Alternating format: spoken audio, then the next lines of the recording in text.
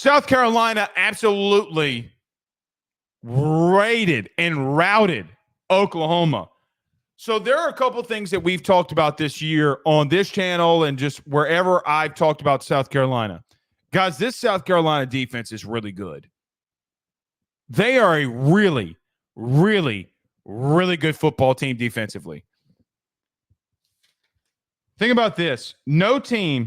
No Oklahoma football team has ever been sacked 9 times. No team's actually been sacked 7 times. South Carolina had 9 sacks. They forced 4 total turnovers. They had a pick 6.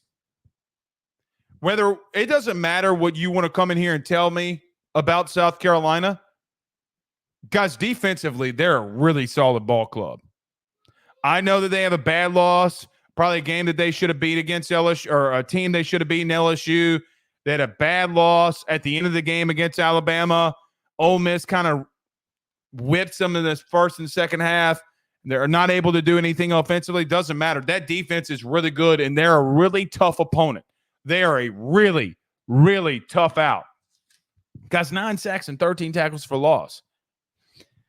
I want to come out here and say this, and it's probably going to backfire on me a little bit, but I think that for what it's worth, this defensive line for South Carolina, guys, it might be one of the – I want to say – I don't want to say it's the best defensive line in the country. But, man, I could see an argument. I would listen to that argument. Guys, they got after a really good offensive line for LSU. They got after a really good offensive line against Alabama. They got after Ole Miss. They got after Oklahoma. Guys, defense dominated in this game. I don't know how else to put it. I think what people are doing right now is looking at this game, South Carolina versus Oklahoma, and saying that, oh, man, Oklahoma just wasn't ready for the SEC. This is more an indication on them, and you may be right.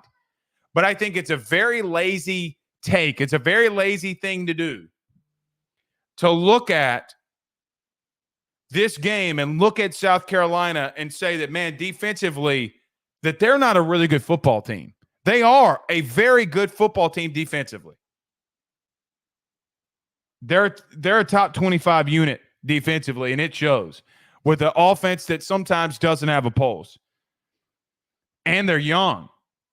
They're all guys. They have an ability that they can continue to get better. I like Lenore Sellers. I thought he had a solid game. I love the run game. They kind of dominated a really good defense in Oklahoma. That defense is still there. You ran the football effectively. You were the more physical football team. Shane Beamer goes back to Oklahoma and wins.